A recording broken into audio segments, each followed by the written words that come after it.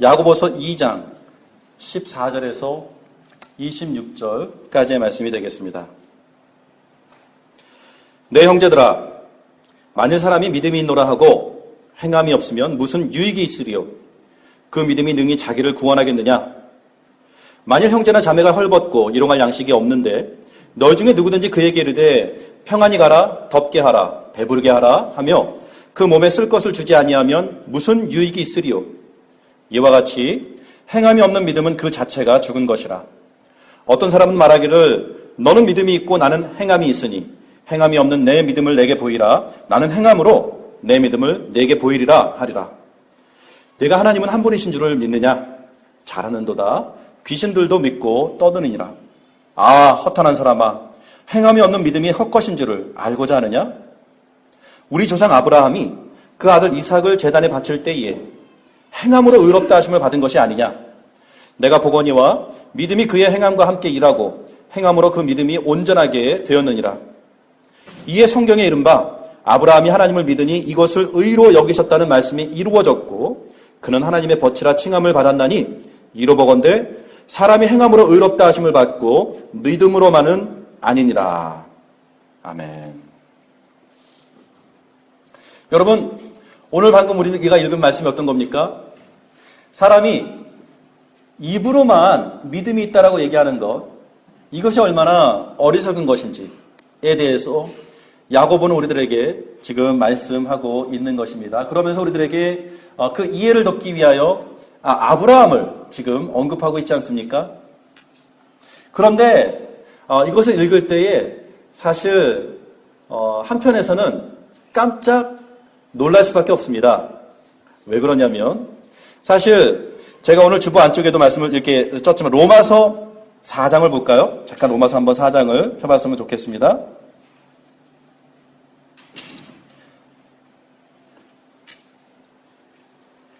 (4장 2절을) 보세요. 만일 로마서 4장 2절이죠. 만일 아브라함이 행위로서 의롭다 하심을 받았으면 자랑할 것이 있으려니와 하나님 앞에서는 없느니라. 성경이 무엇을 말하느냐? 아브라함이 하나님을 믿음에 그것이 그에게 의로 여겨진 바 되었느니라. 일하는 자에게는 그 삭시 은혜로 여겨지지 아니하고 보수로 여겨지거니와 이를 아니할지라도 경건하지 아니한 자를 의롭다 하시는 이를 믿는 자에게는 그의 믿음을 의로 여기시나니 일한 것이 없이 하나님께 의로 여기심을 받는 사람의 복에 대하여 다윗이 말한 바 쭉 언급하면서 로마서 4장에서는 우리들에게 무엇을 얘기해 주고 있습니까? 보시오, 아브라함이 행위로 믿음을 의롭다 하심을 얻었습니까? 아니지 않습니까? 행함이 아니라 행함이 없이도 오직 믿음으로 의롭다 하심을 얻은 것 아니겠습니까? 라고 지금 말씀을 하고 있습니다. 그런데 우리가 오늘 읽은 본문 말씀인 야고보서는 오히려 지금 사도 바울과 충돌이 되는 듯한 말을 하고 있죠. 보시오, 아브라함이 그냥 믿었으니까 의롭게 여겼다고 생각하십니까? 천만에 아브라함은 그 행위로서 본인의 믿음의 증거를 보여준 것 아니겠습니까? 이렇게 이야기를 하고 있습니다. 자, 큰일 났습니다. 지금 사도 바울이랑 야고보랑 싸우고 있는 겁니까? 서로 지금 의견의 충돌이 있는 겁니까? 어떤 면에서는 사람이니까 그럴 수도 있겠지 라고 생각해 볼 수도 물론 가능하겠지만 문제는 성경 말씀이 지금 오늘 읽었듯 로마서 4장과 야고보서 2장이 사실상 좀 반대되는 듯한 메시지를 전하고 있다는 것. 이것만큼은 말씀을 읽는 우리들에게 있어서 살짝 놀라게 되는, 한편으로는 약간 걱정도 되는, 이래도 되나? 어떡하지? 그러면서 또한 혼란함도 생길 수밖에 없는 이러한 부분이 아닐까 싶습니다. 그래서 주보 안쪽에 보시면 예배 후 큐티 나눔을 위한 안내라고 해서 오늘 여러분이 그 큐티 나눔 시간에 이 부분을 가지고 서로 나눔을 가질 겁니다. 그러니까 더더욱 여러분, 지금부터 여러분과 나누게 될 이 말씀에 대해서 상당히 집중력 있게 들어보셔야 할 것입니다. 많은 유익함이 있을 거라 기대합니다. 먼저 아브라함에게 어떤 일들이 일어났었는지에 대해서 원래 그 첫 이야기를 직접 들어보는 것이 굉장히 도움이 많이 될 겁니다. 그래서 우리 다 같이 창세기 22장으로 가야 되겠습니다. 다 같이 펴봅시다. 창세기 22장입니다. 야고보가 언급하고 있는 그 사건의 현장으로 돌아갑니다. 1절입니다. 이 일 후에 하나님이 아브라함을 시험하시려고 그를 부르시되 아브라함아 하시니 그가 이르되 내가 여기 있나이다. 여호와께서 이르시되 내 아들 내 사랑하는 독자 이삭을 데리고 모리아 땅으로 가서 내가 내게 일러준 한 산 거기서 그를 번제로 드리라. 교회를 오랫동안 다녔었던 사람들에게 있어서는 아브라함이 이삭을 바치는 이 사건이 너무나도 우리들에게는 익숙한, 친숙한 내용이기 때문에 그다지 이걸 다시 읽어볼 필요가 있나? 이미 다 아는 건데 라고 생각해 볼 수가 있을 것입니다. 그렇기 때문에 우리는 오히려 한 번 더 이 말씀 우리가 함께 좀 묵상해 보아야 할 필요가 오히려 더 있지 않나 싶습니다. 첫 번째에 오늘 이 말씀을 이해하는 데에, 이 말씀을 풀어나가는 데에 결정적인 힌트가 되는 표현이 있습니다. 그게 바로 1절에 직접 나옵니다. 어떻게 나옵니까? 이 일 후에 라는 표현이 나오지 않습니까? 이 말이 무슨 뜻일까요? 여러분 창세기 21장을 한번 살펴보시면 지금 이삭과 이시마엘 사이에 갈등이 생겼습니다. 그래서 이시마엘의 엄마가 되는 하갈과 이삭의 엄마가 되는 사라 사이에 갈등이 있습니다. 그래서 사라는 단도직입적으로 아브라함을 찾아가서 하갈과 이스마엘을 추방시켜라, 내쫓아라 이렇게 요구를 합니다. 그런데 이삭은 고민합니다. 왜 고민합니까? 사라에게 있어서 아들은 이삭입니다. 하갈에게 있어서 자기 아들은 또한 이스마엘일 것입니다. 그러나 적어도 아브라함에게 있어서는 둘 다 자기 아들입니다. 물론 하나는 여정을 통해서 난 아들이고 하나는 하나님의 약속을 통하여서 난 귀한 아들이다. 이런 나름대로 우리가 구분을 지을 수 있는 차이는 있을 수 있을지 몰라도 적어도 아브라함 아버지의 입장에서는 둘 다 자기의 아들임은 분명한 것입니다. 이렇게 망설이게 있을 때에 하나님께서 나타나서 어떻게 말씀하십니까? 너의 아내의 말을 들어라. 12절이죠. 21장 12절. 11절에 제가 지금 말씀드렸듯이 아브라함이 그의 아들로 말미암아 그 일이 매우 근심이 되었더니, 그렇게 아브라함은 지금 이러지도 저러지도 못하고 있는 상황 속에서 하나님께서 중재하십니다. 12절에 아브라함에게 이르시되 내 아이나 내 여종으로 말미암아 근심하지 말고 사라가 내게 이른 말을 다 들으라. 이삭에게서 나는 자라야 내 씨라 부를 것임이니라. 그러나 여종의 아들도 내 씨니 내가 그로 한 민족을 이루게 하리라 하신지라. 14절. 그래서 어떻게 합니까? 아브라함이 아침에 일찍 일어나 떡과 물 한 가죽 부대를 가져다가 하갈의 어깨에 메어주고 그 아이를 데리고 어떻게 합니까? 나가게 했다. 이렇게 해서 하갈과 이스마엘은 그 집에서 이제 독립을 하게 됩니다. 그러면 이제 아브라함 가족에는 누가 있습니까? 이삭만 있습니다. 이제 그 대를 이을, 그 가문을 이을 아들은 딱 진짜 그 말 그대로 독자, 유일하게 이삭밖에 남지 않은 상황입니다. 그런데 바로 22장 1절에 이 일 후에 라고 말을 하고 있는 것입니다. 분명히 이제 이스마엘은 내보내라. 내가 돌봐줄 테니까, 내가 알아서 할 테니까 너는 일단 내보내라 해서 이스마엘은 나갔습니다. 살았는지 죽었는지 생사의 여부를 정말 알 수 없는 척박한 광야의 자리로 내몬바 되었고요. 21절에서는 그렇게 얘기해주고 있죠. 21장에서는 광야에서 거의 죽을 뻔한, 거의 죽어가는 그 모자를 하나님께서 기적적으로 구출해 주시는 내용이 나옵니다. 그 광야의 생애에 대해서 너무나도 잘 알고 있었던 아브라함은 잘 알았겠죠. 하나님께서 돌봐주시지 아니하시면 지금 저렇게 나간 이스마엘과 하갈은 곧 몇 시간 내에 죽을 것이다.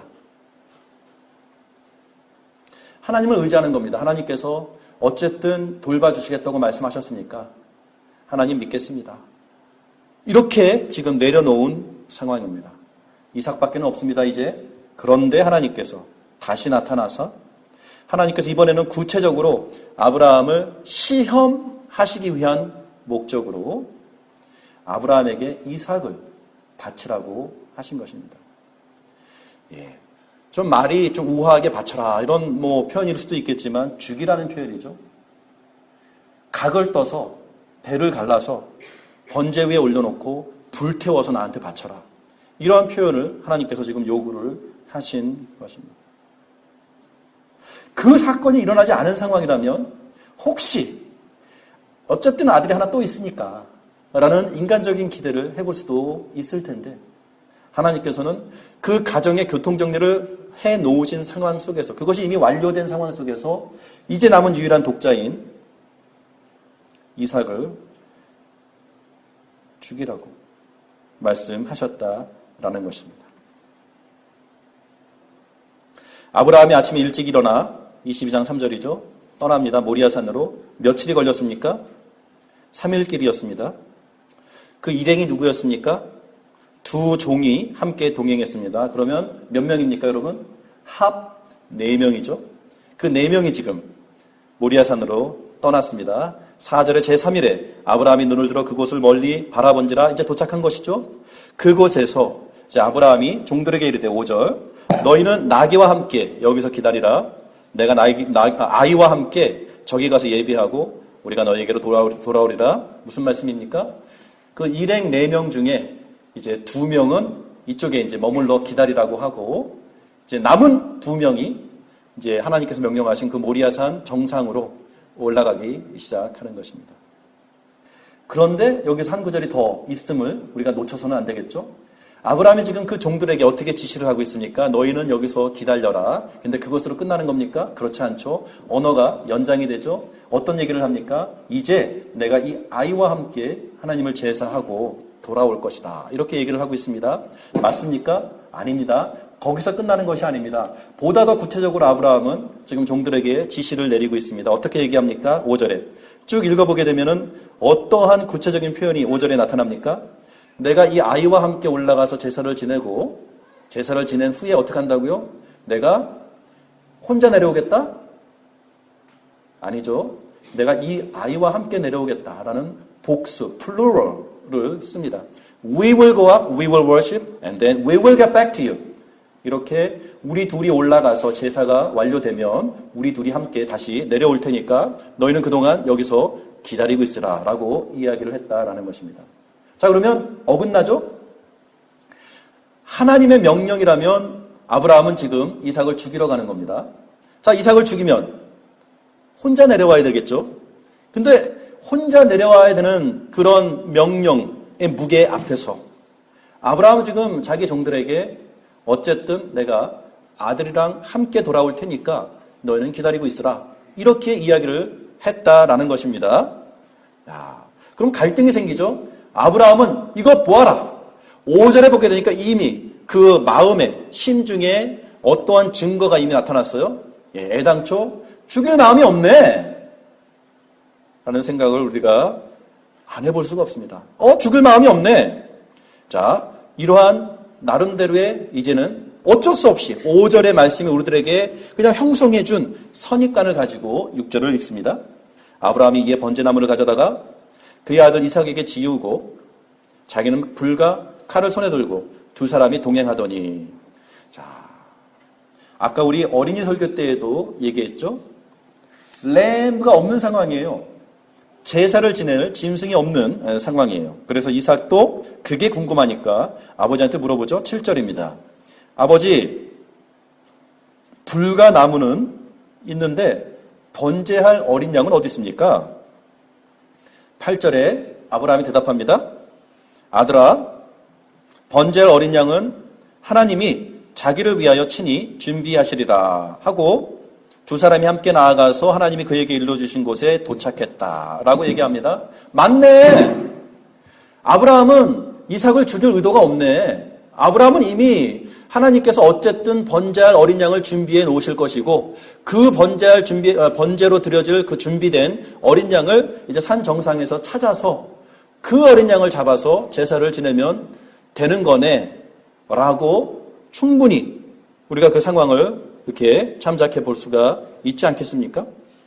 지금 분명히 방향의 흐름이 지금 하나님께서는 아브라함을 시험하시기 위해서 그 아들을 바치라고 했는데 아브라함은 그 명령에 순종하는 것 같지만 아브라함의 언어를 계속 들어보면 이 사람의 마음속에는 굳이 아들을 죽이려고 하는 마음이 없는 게 아닌가라는 게 반복적으로 종들한테 얘기했을 때도 그랬고 자기 아들에게 이야기하는 그 대화의 내용을 들어볼 때에도 역시 이삭을 죽일 마음은 없는 게 아닌가라는 것을 우리가 여기서 지금 보게 됩니다. 그런데 그런 상황 속에서 9절을 읽습니다. 하나님이 그에게 일러주신 곳에 이른지라 이에 아브라함이 그곳에 제단을 쌓고 나무를 벌려놓고 자 여기에 어떤 구절이 나옵니까 여러분? 그의 아들 이삭을 꽁꽁 묶어서 제단 나무 위에 놓고 손을 내밀어 칼을 잡고 그 아들을 잡으려고 했다. 9절과 10절. 웬일입니까? 맞습니다. 9절과 10절을 보게 되니까 아브라함은 정말 그 마음속에 하나님께서 명령하신 대로 그 아들을 정말로 잡아 죽이려고 하는 그 모습을 보여주고 있습니다. 그러면 우리의 마음속에 그럼 5절에 아들과 함께 살아서 돌아오겠다고 말한 건 뭐지? 또 방금 산을 이렇게 올라오면서 아들에게 어쨌든 하나님께서 번제로 쓰실 어린 양은 준비해 놓으셨다라고 말했었던 그건 뭐지? 이런 궁금함이 아직 해결이 되지 않습니다. 아니 어떻게 그래 놓고서 9절과 10절에서는 정말로 아들을 잡아 죽이려고 하지? 지금 납득이 잘 가지 않는 상황이 여기서 전개되어지고 있습니다. 11절을 보게 되니까 연결이 되죠. 계속 여호와의 사자가 하늘에서부터 그를 불러 이르시되 아브라함아 아브라함아 하는지라 두 번씩 나옵니다. 여기에 이렇게 글로 적혀 있어서 그 느낌이 잘 와 닿지 않을 수도 있겠지만 분명히 여기에는 조급함이 있습니다. 다급함이 있습니다. 위기감이 있다라는 것입니다. 지금 하나님께서 지금 분초를 다투는 그렇죠? 지금 아브라함이 칼을 들어서 그 이삭을 지금 찌르려고 하는 그 이삭의 배를 쫙 가르려고 하는 찰나에 하나님께서 다급하게 두 번씩이나 아브라함아 아브라함 이렇게 지금 그의 행동에 제재를 가하고 있습니다. 12절이죠. 그 아이에게 내 손을 대지 말라. 그에게 아무 일도 하지 말라. 이렇게 분명하게 다시 명령을 내리십니다. 무슨 말입니까? 이것을 통해서 확인되는 게 있죠. 무엇이 확인됩니까, 여러분? 사람의 중심을 아시는 하나님께서, 사람의 마음을 아시는 하나님께서도 나쁘게 말하면 속아 넘어간 거고, 진실되게 말하면 아브라함의 진심은 정말로 죽이려고 했구나. 이 둘 중에 하나가 되지 않겠습니까? 제가 말했었던 하나님도 속아 넘어간 건가? 라고 말할 수 있는 하나의 옵션은 아브라함이 칼을 들어서 이삭을 죽이려고는 했지만 이게 그냥 우리가 얘기하는 헐리우드 액션처럼 사실상 죽이려고 하고 있는 건 아니지만 어쨌든 하나님께서 설마 죽이게 할까라고 하는 계산까지 해서 아브라함이 지금 죽일 의도는 없지만 액션만 취하고 있는데 하나님께서 거기에 속아서 야 정말로 죽이면 안 돼! 이렇게 지금 하나님께서 반응을 하시는 건가?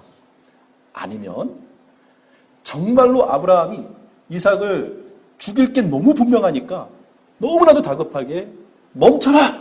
라고 하나님께서 하시는 것일까요? 여러분의 생각은 어떻습니까? 아마도 후자가 맞을 것입니다. 아브라함은 정말로 그 이삭을 죽이려고 했었던 것입니다. 자, 그러면 우리가 아직도 풀어야 될 숙제가 있다고 말씀드렸죠? 어떻게 정말로 이삭을 죽이려고 했었던 그 마음의 결심이 분명한 상황 속에서 산 길목에서는 그의 종들에게는 내가 이 제사가 완료되면 내 아들 이삭과 함께 걸어서 내려오겠다. 어떻게 이렇게 말을 할 수 있었을까요?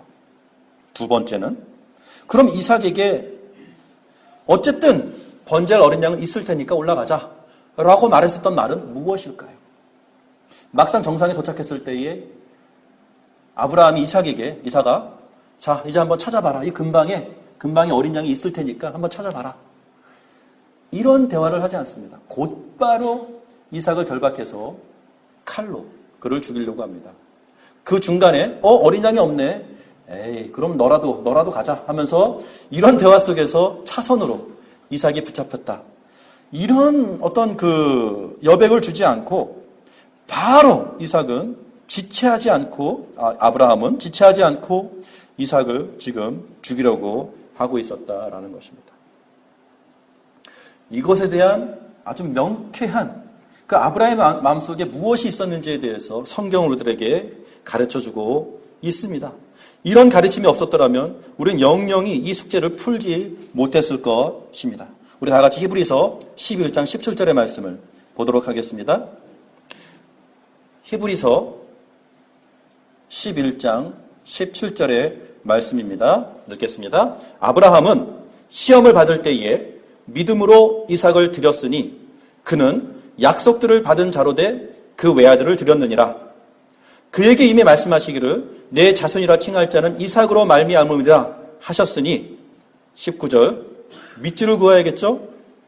형광펜으로 하이라이트를 그어야 될 부분입니다. 무엇이라고 여기 얘기해주고 있습니까? 그가 하나님이 능히 이삭을 죽은 자 가운데서 다시 살리실 줄로 생각한지라. 비유컨대 그를 죽은 자 가운데서 도로 받은 것이니라. 와, 무슨 말입니까? 맞습니다. 아브라함은 진짜 이삭을 죽이려고 했었던 것이 맞습니다. 그리고 그럼에도 불구하고 아브라함은 또 어느 정도까지의 믿음이 있었습니까? 그럼에도 불구하고 하나님께서는 이삭을 살려내실 것이고 하나님께서 살려내신, 다시 말해서 내가 죽인 이삭, 그러나 하나님께서 다시 살려내신 그 이삭을 데리고 함께 그 종들에게로, 기다리고 있는 종들에게로 내려올 것이라는 대화를 5절에서 했던 것이구나. 이렇게 우리가 그 이해를 정확하게 할 수가 있게 됩니다. 얼마나 놀랍습니까, 여러분? 어떻게 보면 이것까지 읽었는데도 별로 감흥이 없을 수도 있습니다. 왜냐? 성도들에게 있어서 부활은 너무 당연한 것 아니겠습니까? 예수님께서 부활하셨고요. 우리들 또한 이제 장차 예수님과 함께 영원히 살아가는 이것이 우리들에게 있어서 너무나도 잘 알고 있는 복음의 내용이기 때문에 별로 감흥이 없을 수도 있겠지만 아브라함이 부활을 믿었대. 나도 믿는데 그래서 그러나 여러분 이 상황을 잘 생각해 보셔야 합니다. 아브라함 시절에는요 부활신앙이 없었습니다. 이게 굉장히 큰 변수입니다. 아브라함의 시대의 믿음 속에는 부활이 당연한 게 아니었습니다. 그러면 아브라함은 어떠한 인물입니까, 여러분? 히브리서 11장 말씀에 얘기해 주고 있잖아요. 아브라함이 믿은 것은 무엇을 믿었습니까?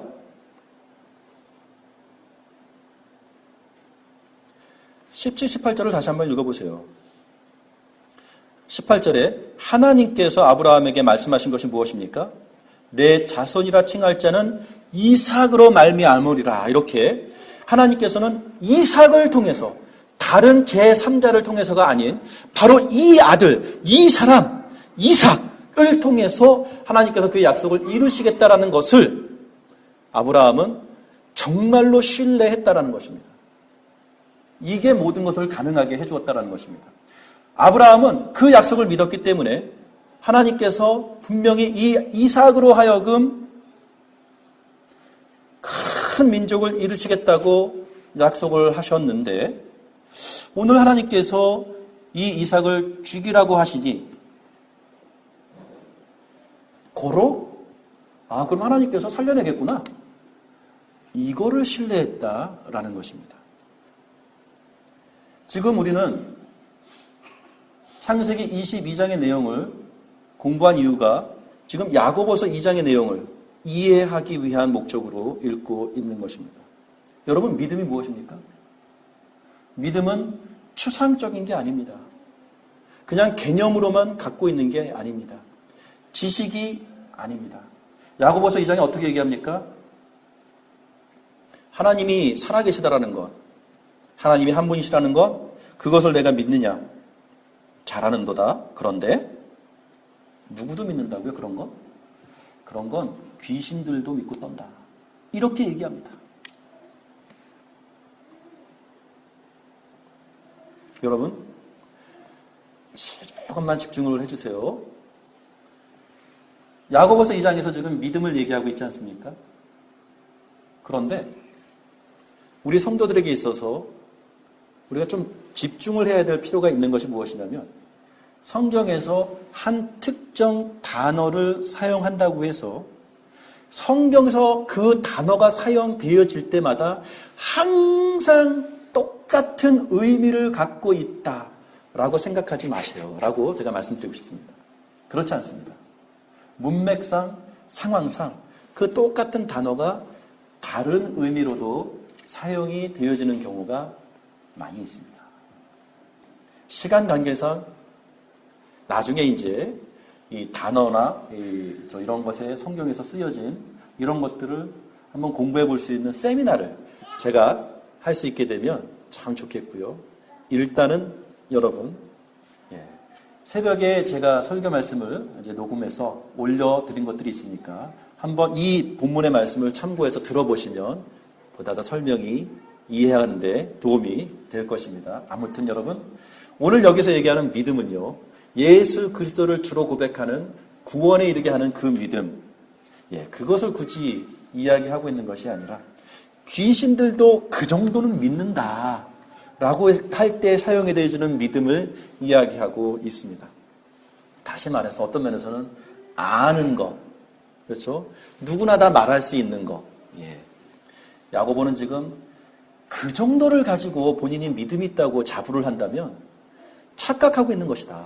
그 정도는 귀신들도 믿고 있다 라고 얘기한다라는 것입니다. 그러면서 우리들에게 무엇을 도전합니까? 정말로 당신이 믿는다면, 정말로 당신이 그 믿음이 있다라고 고백을 하는 사람이라면 그 믿음이 어떤 건지, 그 믿음의 내용이 무엇인지, 그 믿음의 실체가 무엇인지, 그 믿음의 유무, 있고 없음의 증거가 무엇인지를 보여줄 수 있느냐라고 되묻는 것입니다. 그러한 맥락에서 야고보는 그거 봐라. 삶의 현장에서 그 증거가 없는데 과연 그 믿음이 살아있는 거냐? 내가 보기에는 죽었다. 이렇게 말씀하고 있는 겁니다. 사도 바울은 지금 그러면 어떤 말을 하고 있는 것일까요? 반면에 사도 바울은 똑같은 것을 얘기하고 있는 것입니다.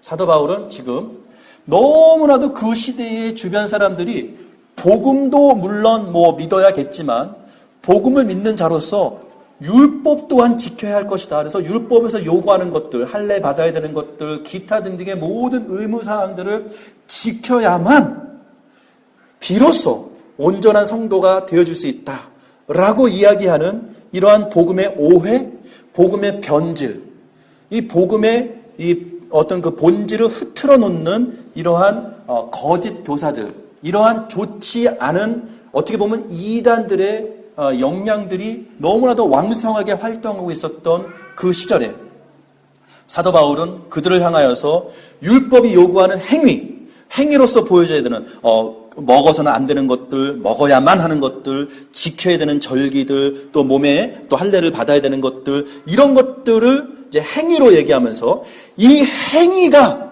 당신을 의롭게 만든다고 생각하느냐? 절대로 아니다. 이런 행위들은 전혀 도움도 없고 필요도 없고 오직 예수 그리스도를 주로 고백하는 그 고백, 그 믿음, 이것 하나만 있으면 이것이 당신을 의롭게 만드는 것이지, 이렇게 율법이 요구하는 모든 행위들을 완성시켜야 의가 완성이 되는 것이라고 생각한다면 큰 오해입니다. 고로 오직 사람은 믿음으로 말미암아 구원을 얻는 게 맞습니다 라고 얘기하는 것이고요. 야고보는 그와 동시에 지금 여기서 바울 선생 그게 아니죠. 이거 행위도 보여줘야죠. 이렇게 바울이 얘기하는 것을 직접적으로 야고보는 여기서 지금 율법의 의를, 율법의 행위를 그 증거로 보여줘야 그 믿음이 맞는 거다라고 얘기하는 것이 아니라 여기서는 아까 제가 말씀드린 것처럼 그냥 입으로만 슬쩍 던지고 머리로만 알고 있는 그러한 지식 정도로서의 믿음, 그게 진짜 믿음이냐? 진짜 믿음이 있다면 그 삶의 현장 속에서 보여져야 되는 것 아니겠느냐? 그러므로 행함이 없는 믿음은 죽은 거다. 이렇게 얘기했을 때 이 행함은 사도 바울이 그렇게 반대했었던 율법의 의를 이루어 놓는 그 행함, 그것을 야고보는 찬성하고 있습니다. 라고 말하고 있는 것이 아니고 야고보와 지금 바울은 좀 똑같은 의도를 가지고 똑같은 대화를 지금 하고 있는 것이죠. 그래서 야고보 또한 바울처럼 율법의 행위를 언급하고 있는 것이 아니고 그것을 강조하고 있는 것이 절대로 아니고 바울과 마찬가지로 오직 믿음은 의인으로 말미암아 살리라. 오직 의인은 말을 거꾸로 했죠. 오직 의인은 믿음으로 말미암아 살리라. 이것을 동의하면서도 야고보는 지금 무엇을 주장합니까? 그런데 그 믿음이 진짜 믿음인지 정말로 그 믿음이 있는 건지 아니면 그냥 립 서비스, 그냥 입술로만 읊는 건지에 대해서는 본인이 책임져야 할 것이다. 이렇게 이야기를 하고 있다라는 것입니다. 조금 더 나아가서 야고보는 왜 그러면 우리들이 읽을 때에 이렇게 고민할 수밖에 없는, 헷갈릴 수밖에 없는 이러한 말을 굳이 왜 여기에 썼을까요? 네, 여러분 왜 그랬냐면요. 야고보는 지금 누구에게 이 편지를 쓰고 있습니까? 모든 흩어져 있는 크리스찬들에게 쓰고 있습니다. 그 시대에 여러 나라와 여러 지역에 흩어져 있는 성도들에게 이 편지를 쓰고 있습니다. 그런데 야고보가 보았을 때에 이 성도들 사이에서 발견된 위기가 있었다라는 것입니다. 공통된 위기가 있었습니다. 그 위기가 바로 이것이었습니다.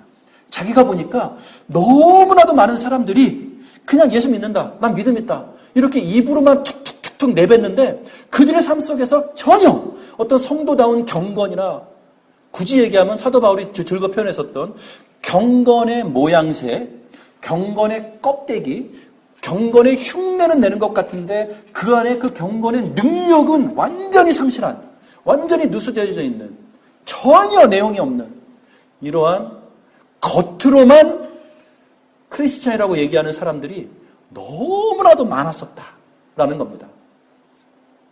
그래서 야고보가 그것을 성도들아 어떻게 입으로만 믿음이 있다고 얘기하느냐. 그의 삶의 현장 속에서 그 행동의 열매 속에서 본인이 고백하고 있는 그 믿음의 증거를 보여야 될 것 아니냐. 지금 추세로 보면 당신네들은 지금 어느 정도 수준이라고요? 귀신들과 똑같은 수준이라고. 귀신들도 그 정도는 안다. 그래가지고 되겠냐. 이러한 말을 지금 여기서 도전을 하고 있는다라는 것입니다. 그런 면에서 야고보가 얘기하는 거죠. 아브라함을 기억해라.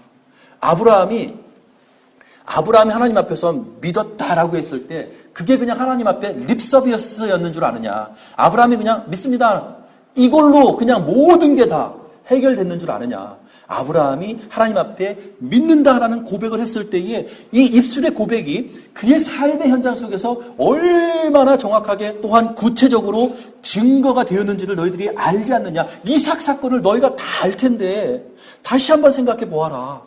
그와 같이 이렇게 믿음의 증거, 믿음을 통한 삶의 현장 속에서 나타나는 그 믿음의 열매들, 이것이 보여지지 않는다면 입술로만 하는 고백들은 다 죽은 믿음이다 라고 이야기를 하고 있는다라는 것입니다. 이제 창세기 22장 아브라함의 이야기로 다시 돌아가야 되겠습니다. 자, 아브라함이 보여준 믿음이 뭡니까? 아브라함이 보여준 믿음은 무엇이라고요? 하나님을 신뢰한 겁니다. 정말로. 아까 얘기했죠? 귀신들도 믿는 믿음이 있습니다. 어떤 믿음입니까? 하나님이 한 분이시라는 거 나도 알아. 이 정도는 귀신들도 얘기한다라는 것입니다. 아브라함이 갖고 있는 믿음은 무엇입니까? 나도 알아. 로 끝나는 것만이 아니라 어떠한 상황 속에서도 그 이상까지도 하나님께서 구체적으로 설명을 해주지 않은 부분까지도 내가 아는 하나님은 내가 신뢰할 만한 분이시다 삶의 현장 속에서 그냥 그렇게 살아버린 사람이었다라는 것입니다. 심지어는 지금 아들을 죽이라고 하는데 하나님께서 지금 아브라함 아들을 죽이라고 하는데 내가 죽이면 괜찮아. 내가 살려낼 테니까 그냥 죽이기만 해. 이렇게 하나님께서 아브라함과 흥정을 하고 거래를 하고 달래서 이미 정보들을 다 줘서 아브라함이 그 정도면 하나님 알았어요. 내가 한번 할게요. 이렇게 지금 하나님 앞에서의 타협과 흥정이 이루어진 게 아니라 하나님께서는 대답을 하지 않았어요. 설명해 주지 않았어요. 그냥 하나님께서 오히려 어떻게 말씀하십니까? 아브라함의 신중을 테스트하기 위해서 지금 그 명령을 내린 거예요. 죽이라고 했어요. 얼마나 어려운 숙제입니까? 아들을 죽이라고 했어요. 정말 답이 나오지 않는 숙제예요. 이 답을 아브라함 스스로가 풀어나갔다는 것이에요. 아브라함이 이 답을 어떻게 풀었어요? 죽인다. 하나님께서는 지금 이 아들을 향한 약속이 있다. 나는 그 약속을 믿는다. 근데 이 아들을 죽인다. 이게 뭐지? 어쨌든 죽여야겠구나. 마음속에 하나님께서 그 약속을 이루시려면 살려내시겠지. 이 신뢰를 가지고 나아갔다라는 것입니다. 덧붙여서 그러면 아브라함이 살려낼 줄 알았으니까 죽였지. 살려낼 줄 몰랐으면 죽였겠어? 이렇게 우리가 반문할 수가 있을 것입니다. 그렇지 않다라는 것입니다. 믿음은요, 확인되어지지 않았지만 기대하는 겁니다. 이런 면에서 동일한 믿음의 선조들 중에 다니엘과 그 세 친구들이 또한 그와 비슷한 부류의 정말 우리의 믿음의 선조들이 늘 마음속에 갖고 있었던 믿음의 고백이 무엇입니까? 내가 알고 있는 하나님은 이러한 분이십니다. 그래서 이렇게 해주실 것입니다. 그리 아니하실지라도 나는 신뢰합니다. 이게 믿음 있는 자들의 고백이었다라는 것입니다. 믿음을요, 논리로 풀지 않았습니다. 경험으로 풀지 않았습니다. 내가 가보지 않았지만, 누가 나에게 가르쳐주지 않았지만 나는 내 아버지를 신뢰합니다. 그래서 나는 아버지 앞에서 이런 선한 기대를 합니다. 이러한 기대를 합니다. 그러나 그리 아니하실지라도 나는 이분을 신뢰합니다. 라는 것을 삶의 현장에서 기꺼이 보여준 것. 이것이 믿음 있는 자의 증거, 믿음 있는 자의 열매라는 것입니다. 야고보는 그것을 이야기하고 있는 것입니다. 여러분, 우리들의 이야기를 해보았으면 좋겠습니다. 교회로 모입니다. 큐티 나눔을 합니다. 구역 모임을 합니다. 여러분 어떻습니까? 경건한 척하는 건 참 쉽죠. 해보니까 쉽죠. 할만하죠. 안 그렇습니까? 경건한 척하는 건요, 원숭이들도 합니다. 흉내내는 건 다 합니다. 여러분, 경건의 능력을 기대합니까? 이게 진짜 질문이겠죠? 여러분, 그 경건에 능력이 있다 고백합니까? 여러분이 지금 신뢰하는 하나님, 여러분이 지금 기대하는 하나님, 그 하나님을 향한 이 마음의 갈망 속에 이분께서는 이 세상을 뒤집어 엎어 놓을 것이다. 나를 실망시키지 아니하실 것이다. 어떠한 일이 있어서도 하나님께서는 그 약속하신 것들을 나의 삶 속에서 이루어 주실 것이라는 확고한 기대, 신념이 있습니까? 아니면 상황 봐서 가지 이 마음입니까? 경건의 껍데기만 있다 보니까 또 사실은 그때 달라요. 상황 봐서 가지 하는 마음이 내 마음속에 너무나도 강하게 자리를 잡고 있다 보니까 어떠한 반응들이 내 몸에서 나옵니까?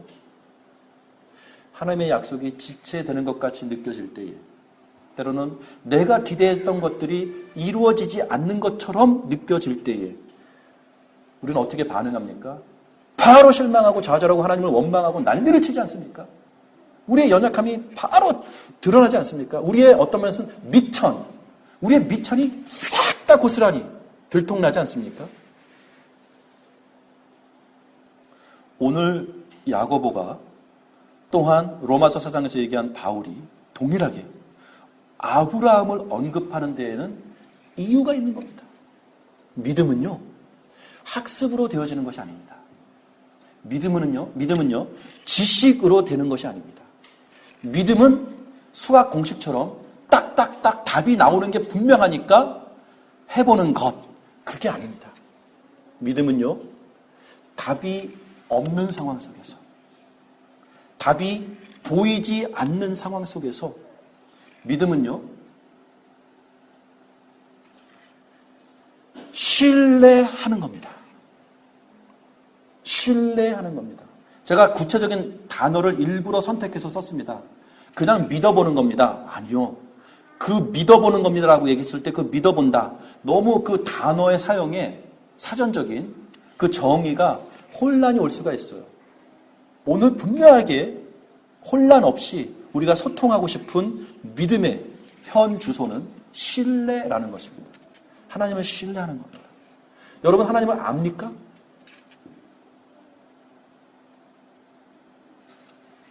하나님을 압니까? 그럼 두 번째, 여러분 하나님을 신뢰할 만한 분이라고 고백할 수 있습니까? 생각해 보십시오. 여러분이 아는 하나님, 그 하나님을 당신은 신뢰할 수 있겠습니까? 그러면 세 번째, 신뢰한다라고 하는 것을 나의 삶 속에서 어떻게 나는 보여주고 있습니까? 상당히 구체적인 도전이겠죠?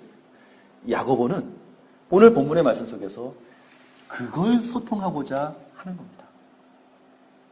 삶의 현장에서 어떻게 그것을 보여주겠느냐라는 것입니다. 자, 우리가 신앙생활 하다 보면요, 인간의 연약함이 있어요. 우리가 실망될 때, 나는 실망 안 돼! 우리가 슬플 때, 나는 기쁜데? 이렇게 할 수가 없죠. 실망될 때 실망하고, 슬플 때 눈물 흘리고, 아플 때 아파하는 게 우리 사람들의 경험 아니겠습니까? 그러면 이러한 와중에 하나님을 신뢰한다는 것은 무엇일까요? 여러분, 그겁니다. 이게 오늘 우리 모두가 마음속에 짊어져야 하는 거룩한 질문입니다.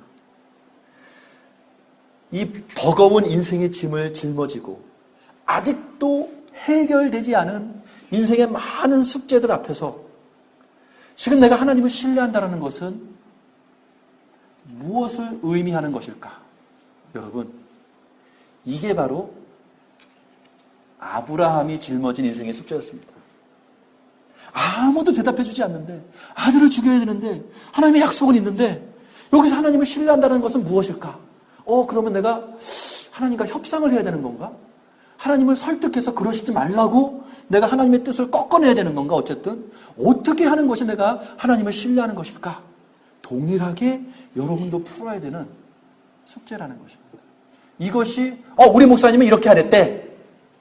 이걸로 풀어낼 수 없는 여러분이 아는 그 하나님 앞에서 스스로가 1대1 그 개개인의 만남 속에서 스스로가 하나님 앞에 질문해봐야 되며 당신이 아는 그 하나님 앞에서 당신이 직접 풀어내야 되는 믿음의 현장, 바로 그것이 오늘 우리가 모두 하나님 앞에서 품어야 되는 신앙의 고민이다라는 것입니다. 그랬을